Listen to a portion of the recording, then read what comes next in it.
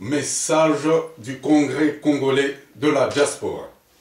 Les congrès congolais de la diaspora informent que le président élu de la République démocratique du Congo, M. Etienne Tshisekedi Mulumba, est préoccupé par la situation sociopolitique catastrophique que traverse l'ensemble de notre peuple. Au sujet des discussions des belligérants à Kampala, le chef de l'État élu croit que rien de bon ne peut sortir d'une association de criminels qui croient que la force des armes peut fonder le droit. Le président de la République, M.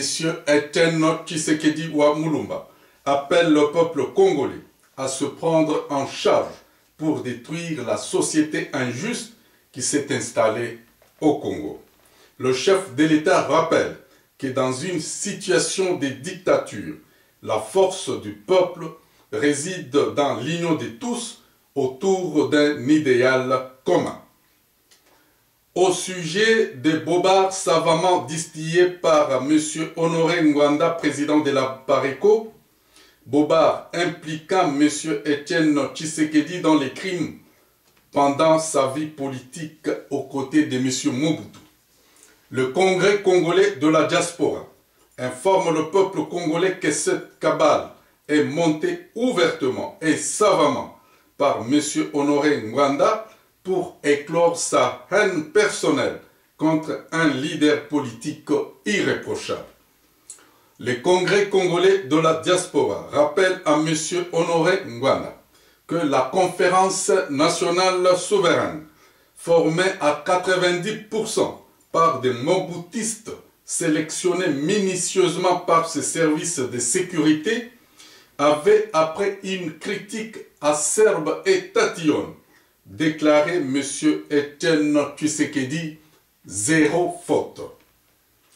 Au sujet des 400 Congolais qui ont scellé à Nice le pacte avec le diable en acceptant de se faire loger, nourrir et véhiculer avec promesse ferme de l'octroi d'un budget rassurant pour le fonctionnement de leurs partis politiques pour les uns et le fonctionnement de leurs églises pour les autres, le Congrès congolais de la diaspora met en garde le peuple congolais ainsi que les familles des traîtres de Nice de ne pas consommer l'argent sale, prix de la trahison. Il n'est pas exclu que le sang innocent coule inutilement à Mateba et à Badolité.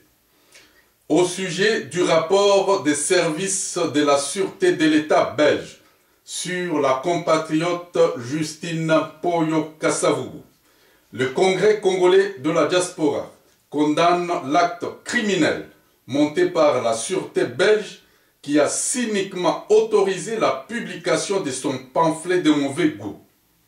En choisissant la date significative du 17 janvier 2013, la sûreté du minuscule État belge a voulu exprimer sa haine viscérale contre les ressortissants d'un grand et riche pays, la République démocratique du Congo.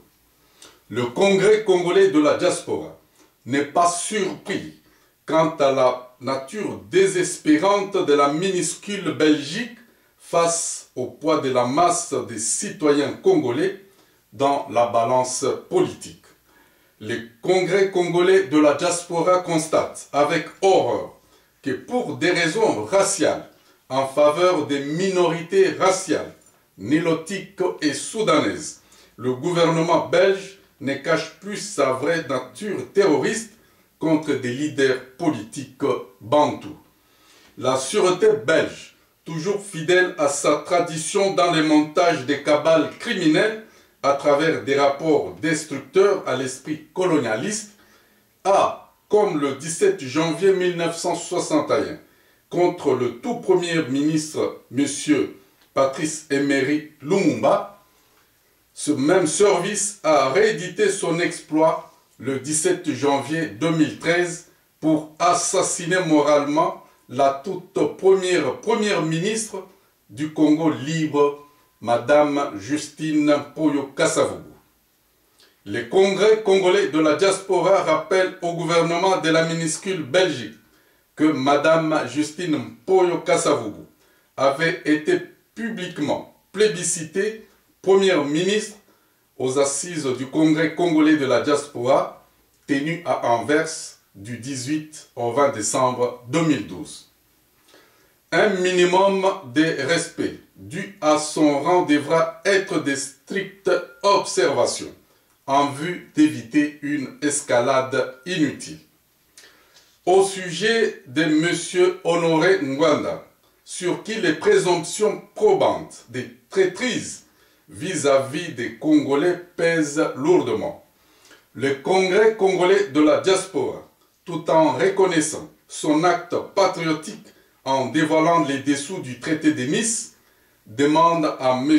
Honoré Ngwanda de cesser toute collaboration avec des services secrets belges. M.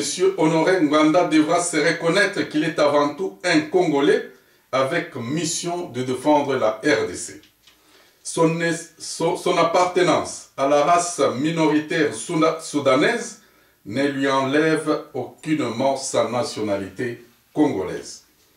Les congrès congolais de la diaspora exhortent la sûreté belge raciste de rédiger un rapport clair sur l'agression du Rwanda, sur les femmes violées en RDC et sur la nature des gestions sauvages et chaotiques de Joseph Kabila.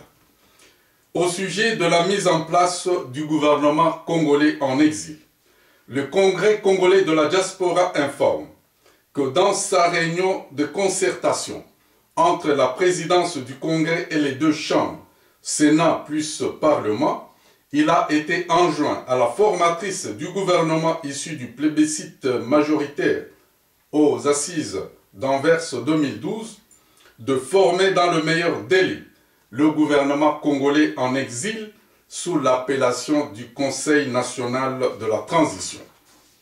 Par ce fait, le Congrès congolais de la diaspora invite tout Congolais capable de servir son pays, le Congo, au sein bien sûr du Conseil national de la transition gouvernement en exil, de se manifester en adressant son CV détaillé à la formatrice du gouvernement, Mme Justine Mpoyo Kasavubu. Les candidats ministres et vice-ministres se devraient être capables d'accepter le sacrifice de soi pour la libération de la RDC. 2. Être capable de répondre du tic au tac à toute provocation du pouvoir de l'imposture.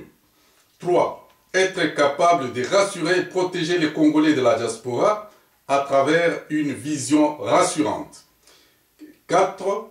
Être fier de défendre la dignité, la grandeur, la liberté et l'unité de la République démocratique du Congo. Que vive la République démocratique du Congo, la République fédérale du Zaïre. Je vous remercie.